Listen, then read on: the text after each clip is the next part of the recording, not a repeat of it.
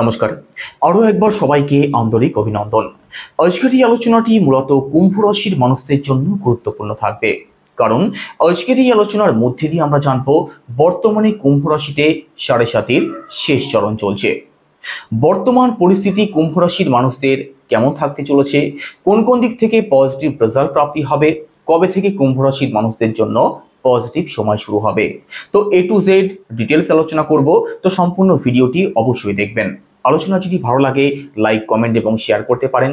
আমার সাথে যারা পার্সোনালি যোগাযোগ করতে চাইছেন, নাম্বার শুধুমাত্র ইন্ট্রোতে এবং ভিডিও ডেসক্রিপশনে দেওয়া আছে, আপনারা ফোন করে কিংবা হোয়াটসঅ্যাপের মাধ্যমে বুকিং করতে পারেন।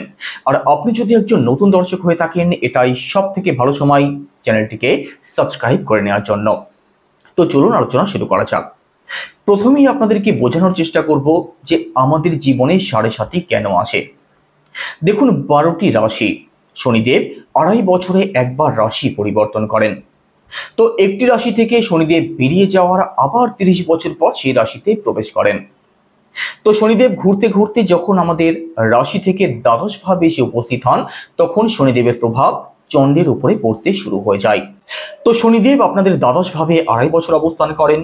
তারপরে 2.5 বছর শনিদেব আপনাদের রাশিতে চন্দ্রের সাথে অবস্থান করেন, যে সময়টাকে সব থেকে গুরুত্বপূর্ণ সময় হিসাবে ধরা হয়। তারপরে 2.5 বছর শনিদেব আপনাদের রাশি থেকে দ্বাদশ ভাবে প্রবেশ করেন, অর্থাৎ সেই 2.5 বছর, মাঝের 2.5 বছর এবং তার আগের 2.5 বছর, এই 7.5 বছর যে শনির প্রভাব আপনাদের রাশিতে পড়ে, এটাকেই আমরা 7.5 বলে থাকি। এই সময়ে মূলত মানসিক দিক থেকে প্রবলেম আসে। শনিদেব 30 বছরে একবার রাশিতে প্রবেশ করেন কর্মফল প্রদানের জন্য। তো এই সময়টা তাদের জন্য সব থেকে বেশি চ্যালেঞ্জিং থাকে যাদের জন্মছকে শনিদেব খুব খারাপ অবস্থায় আছেন, জন্মছকে শনিদেব রেট্রোগেট অবস্থায় আছেন, অথবা যাদের জন্মছকে শনিদেব শত্রু ক্ষেত্রীয় আছেন, অথবা যে সমস্ত মানুষেরা কোনো খারাপ কাজের সাথে যুক্ত আছেন, তাদের জন্য এই 7.5 বছর অত্যন্ত চ্যালেঞ্জিং থাকে।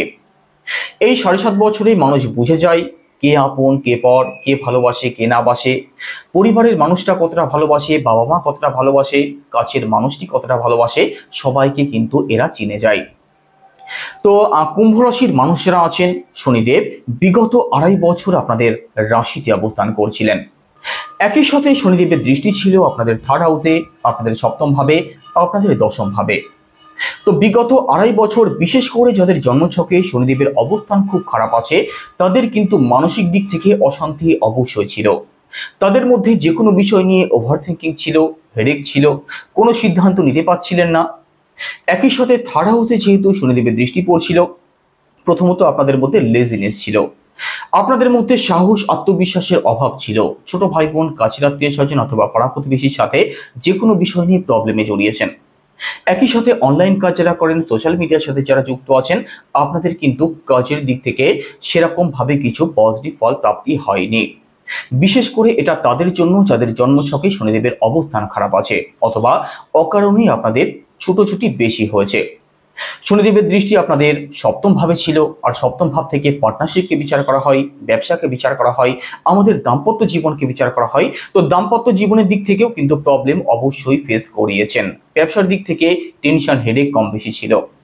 একই সাথে 10ম ভাবেও যেহেতু শনিদেবের দৃষ্টি ছিল, বিগত 2.5 বছর কাজ আপনাদের হাতে বেশি এসছে, কাজের দিক থেকে আনস্যাটিসফ্যাকশন ছিল, কাজে সেইভাবে সফলতা প্রাপ্তি হয়নি, অথবা কাজ করেও কিন্তু সেই ফলটা আপনার প্রাপ্তি হয়নি, কাজ করেও অকারণ কথা আপনাকে কম বেশি শুনতে হয়েছে। তবে এবার সেই সমস্ত প্রবলেমগুলো থেকে কিন্তু আপনি অবশ্যই বেরিয়ে আসতে পারবেন। শনিদেব রাশি পরিবর্তন করে আপনাদের রাশি থেকে 2nd হাউসে প্রবেশ করেছেন।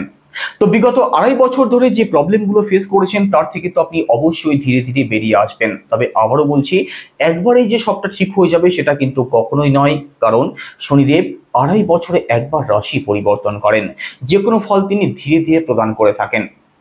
বর্তমানে শনিদেব আপনাদের 2nd হাউসে অবস্থান করছেন। যাদের জন্মছকে শনিদেব খুব খারাপ অবস্থায় আছেন, অত্যন্ত পীড়িত অবস্থায় আছেন, তাদের কিন্তু পারিবারিক দিক থেকে প্রবলেম অবশ্যই তৈরি হবে। সেভিংস এবং ইনকামের দিক থেকে তাদের প্রবলেম আসবে। বিশেষ করে আপনার কথা বলা সংক্রান্ত প্রবলেম আসবে। সেটা কিরকম? আপনার কথার জন্য আপনি প্রবলেমে জড়িয়ে পড়তে পারেন।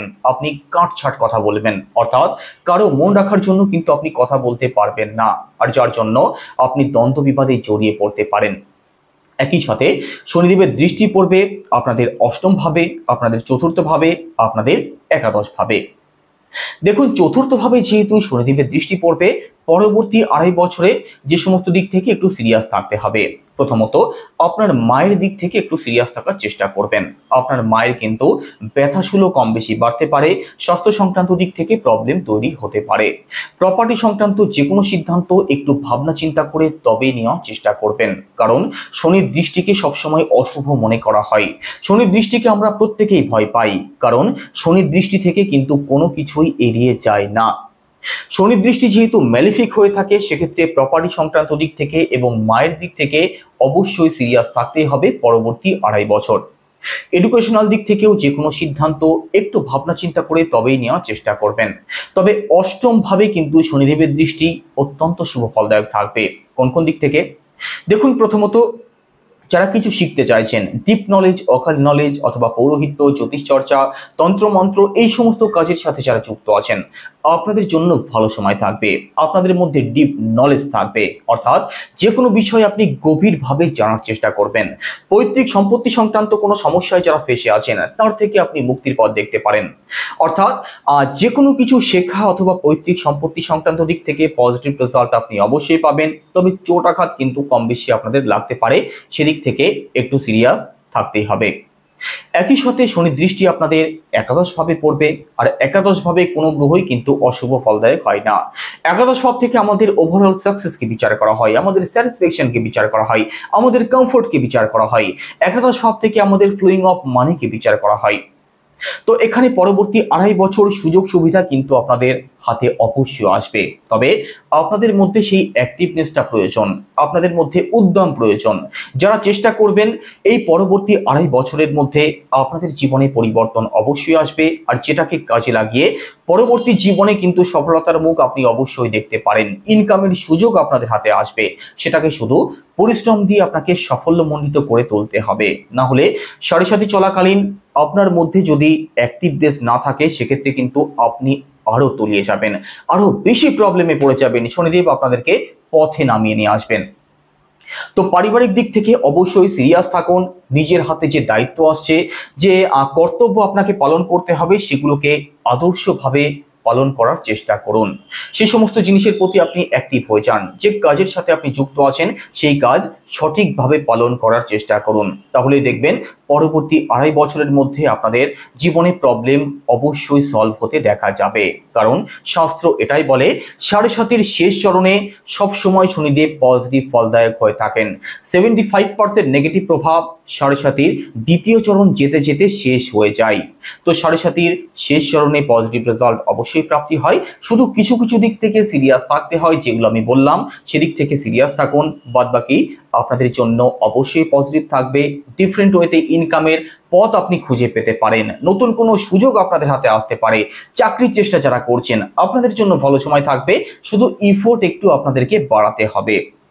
আপনি যদি নিজের কাজের প্রতি দায়িত্বশীল হয়ে যান, সেক্ষেত্রে পথের ভিখারি থেকে রাজা হয়ে যাওয়ার মতো বিষয়গুলো কিন্তু দেখা যায় শনির সাড়ে সাথী চলাকালীন কিংবা শনির দশা চলাকালীন। সেক্ষেত্রে সব থেকে ভালো ফল তারাই পায় যাদের জন্মছকে শনিদেব অত্যন্ত ভালো অবস্থায় আছেন। কারণ নবগ্রহের মধ্যে রাহু এবং শনি আপনাদেরকে যে ফল প্রদান করতে পারেন, রাহু এবং শনি আপনাদেরকে যা দিতে পারেন, অন্য কোনো গ্রহের পক্ষে কিন্তু সেটা দেওয়া সম্ভব নয়। তো শনি যদি আপনার সাপোর্টে থাকে, আপনার কিন্তু কোনো দিক থেকেই কোনো প্রবলেম তৈরি হয় না। কারণ শনির জন্যই আমাদের জীবনে বাধা বিপত্তি আসে, আমাদের জীবনে প্রবলেম আসে, আবার শনির জন্যই আমাদের জীবনে সাকসেসও আসে। তো সাড়ে সাথী চলাকালীন একটু সিরিয়াস থাকুন। শনির বীজ মন্ত্র জপ করুন। সেটা কি? ওম প্রাম প্রিম প্রমশা শনিশ্বরায় নমঃ, রোজ 108 বার। একই সাথে উদীয়মান সূর্যকে জল অর্পণ করুন। এছাড়া হনুমান চল্লিশা পাঠ করতে ভুলবেন না। তাহলেই দেখবেন আপনাদের জীবনে যে প্রবলেমগুলো ছিল কিংবা যে প্রবলেমগুলো রয়েছে, সেগুলো থেকে আপনি চিরতরে মুক্তি পেয়ে যাবেন। তো কেমন লাগলো আলোচনা অবশ্যই কমেন্টে জানাবেন। আলোচনা যদি ভালো লাগে লাইক, কমেন্ট এবং শেয়ার অবশ্যই করবেন। এছাড়া অ্যাস্ট্রোলজি, নিউমারোলজি এবং বাস্তু সংক্রান্ত যে কোনো ভিডিও পাওয়ার জন্য চ্যানেলটিকে অবশ্যই সাবস্ক্রাইব করবেন। সবাই ভালো থাকুন, সুস্থ থাকুন। নমস্কার।